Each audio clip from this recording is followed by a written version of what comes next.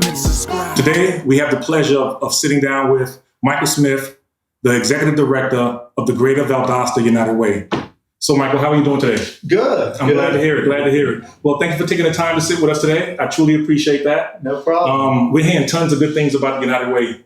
You know, we're hearing not just because it's the United Way, but the Valdosta branch, we're hearing tons of good things about it. So let us know a little bit about what you do here, and then we can kind of get into what the organization does here locally and how you impact the rest of the community. Well, thank you. We have this great office. We've been here a little bit over a year, and just having a good location. The United Way kind of bounced around the previous few years, and just being out on Patterson and this old house makes a big difference for awareness. And we try to raise money, advocate, market, just try to connect people and businesses to the issues affecting our community locally and in South Georgia. So I do see that you guys had a blood drive on September 3rd.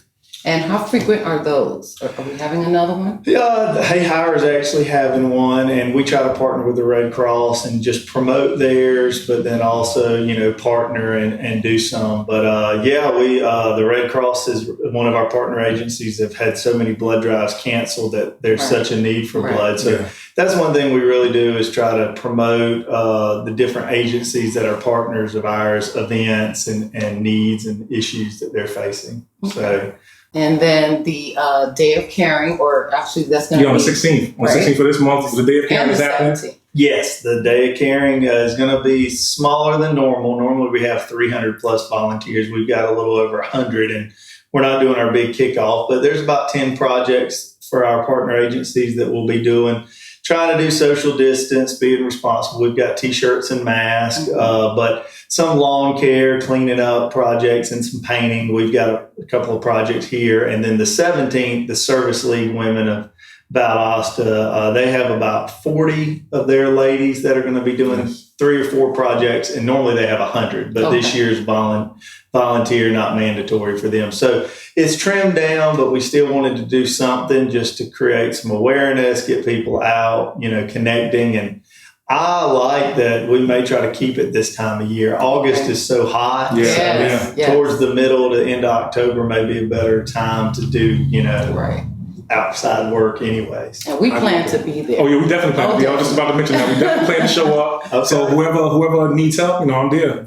I got the muscles, I got the strength. So That's right. You can talk to Melissa. We're going to have a few projects here. And like I said, the Habitat, Haven, Boys and Girls Club. That'd be great. Some of our agencies didn't need help, but a lot of pressure washing, I think, LAMP and Living Bridges. So it's a good way for people to get on the properties of these agencies and connecting. Just network and shake some hands, hit some babies. Now, one thing that I love about what you guys do is you actually impact other local nonprofits.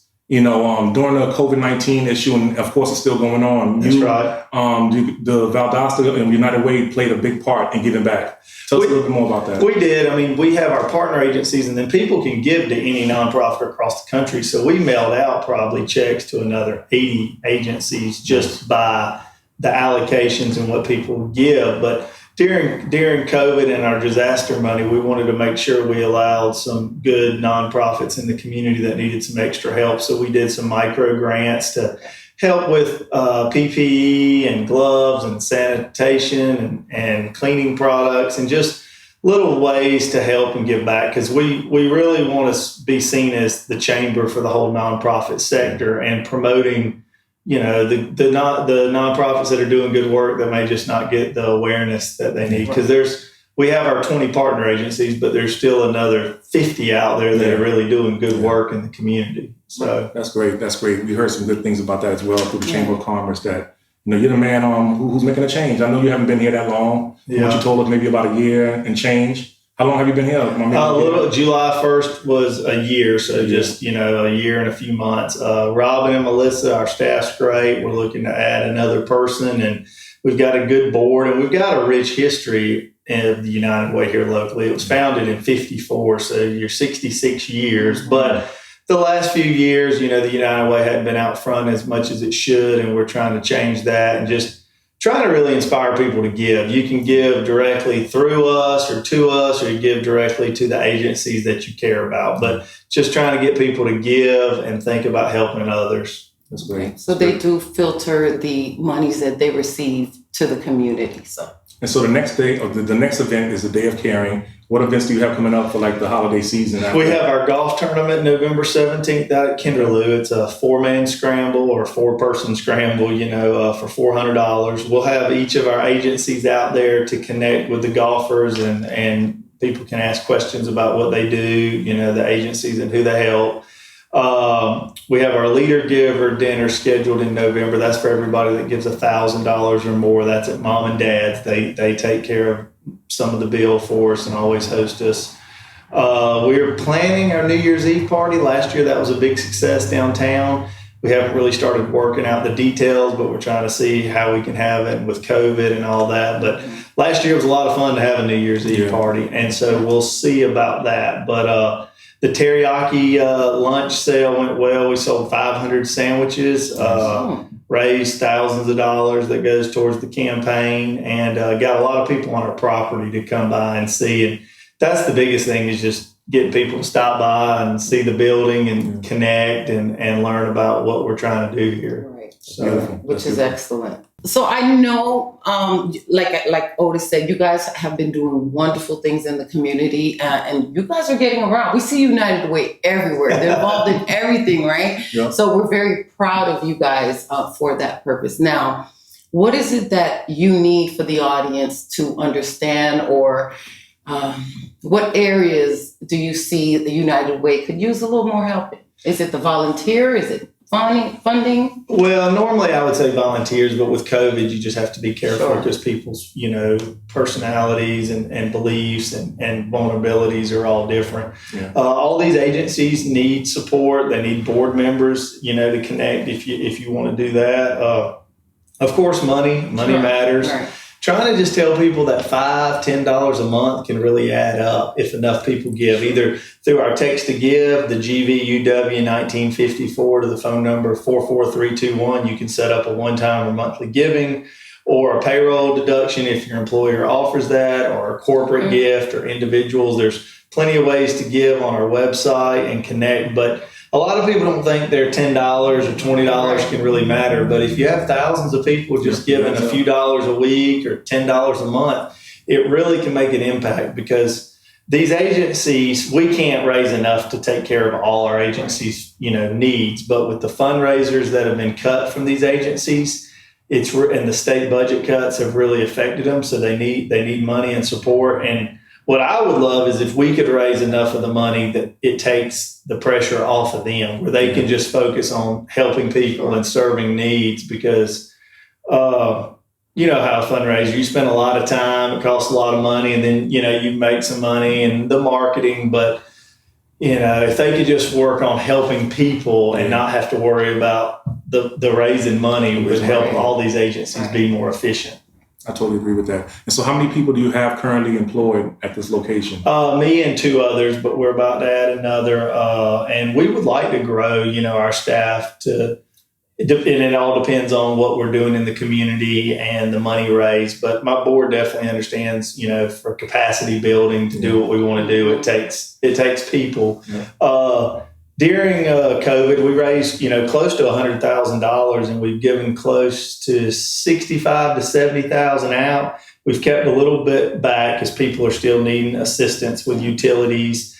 We've still been doing some micro grants to some partner agencies and non-partner that have applied. So we kept a little back for this fall and winter, but we tried to get it raised and get it out into the community as quick as possible. But there's a lot of good United Ways across South Georgia that are doing good work, and across the state. And we all talk and connect well with each other to kind of share and copy ideas. So that's great. This is the one I hear about the most. Even, I'm not just saying that it's right in your own backyard. No, but it is true. We're doing a lot. You can do a lot with social media, and I try to get out and speak and connect, and a lot, like I said, if you're not embracing mobile, if you're not embracing web and text to give and online platforms, then you're missing out, especially with the way COVID's changed things and just the way people behave these days. Right. I mean, you know, radio ads are nice, and our billboards, we really help with the digital billboards, but social media has really been where you can get the most connections with people.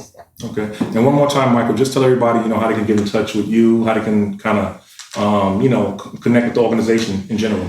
Check out our website, unitedwayvaldosta.org, for all our information and our assistance, and to learn more about our partner agencies. And just come by. Our office is here on 1609 North Patterson, right across from VSU's front lawn. You can come by and connect. We have a back office boardroom that is available for any nonprofit to use for free. There's just a waiver to sign, and it's a great place to have a meeting space, especially for small nonprofits that don't have their own building space. So come by, connect, and just see how we can help you out. And they're also doing a food drive, right? Where the food boxes. That's right. We have, I think, 5 now around the community. The Haven is about to have theirs up and running. So you can drop off food. We have a food pantry in the back for that if people need help, we can give them groceries and some diapers. But we're also restocking these food boxes around town, and it's kind of take what you need and put back what you need and what you can. And it's been a big success because, you know, a lot of people don't have time to stop by a food pantry at certain hours, or they may be ashamed about needing some support.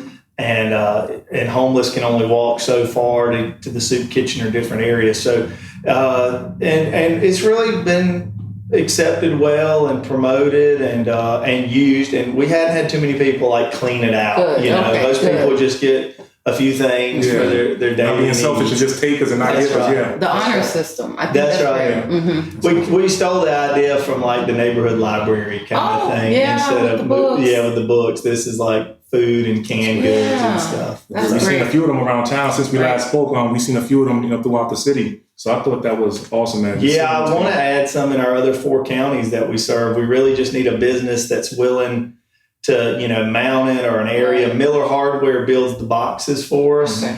And that's who paints them as well? Angela Krantz usually paints them. Oh. She's our old director and an artist and owns a building downtown and does an amazing job. Yes. So it's all about helping how you can. If you're a great artist, then that's something Right. you can do. If you can build, if you can raise money, if you can do a podcast or a radio spot, I mean, that's just getting people connected and giving back how they can. But Yeah. she's an amazing artist, so it's really cool to see it. So Doing a great job. That's awesome. Well, thank you, Michael. Just thank you again for your time. thank you We for truly what y'all are appreciate it. doing. Appreciate So- you, man. We want to thank everybody who's viewing this right now for checking out the Dream Young Effect podcast. And Appreciate don't forget to comment down below. Leave us a message, comment. If you have a question, we'll be more than happy to answer.